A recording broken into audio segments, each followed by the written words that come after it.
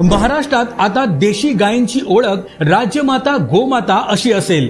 भारतीय संस्कृती जपणाऱ्या देवाभाऊंच्या महायुती सरकारने हा मोलाचा निर्णय घेतला आहे। या संबंधीचा शासकीय अध्यादेश नुकताच जारी करण्यात आला आहे। महाराष्ट्रात देशी गायींच्या संख्येत वाढ करून त्यांचं संवर्धन करण्याच्या दृष्टीने देशी गायींच्या पालन पोषणासाठी पशुपालकांना प्रेरित करण्यासाठी हा महत्त्वाचा निर्णय घेण्यात आला आहे।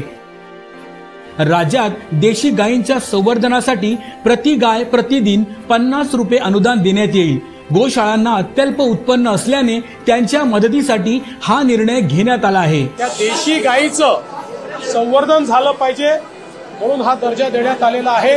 आणि एवढंच नाही तर ज्या ठिकाणी पांजरपोळ आहे, ज्या ठिकाणी व्यवस्था आहे, अशा ठिकाणी देशी गायीच्या चाऱ्याकरता मदत करण्याचा निर्णय देखील राज्य सरकारने घेतलेला आहे। या योजनेची अंमलबजावणी ऑनलाईन पद्धतीने केली जाणार आहे। यासाठी राज्यातील प्रत्येक जिल्ह्यात गोशाळा पडताळणी समिती असेल। या निर्णयामुळे गोमातेचं रक्षण होणार आहे।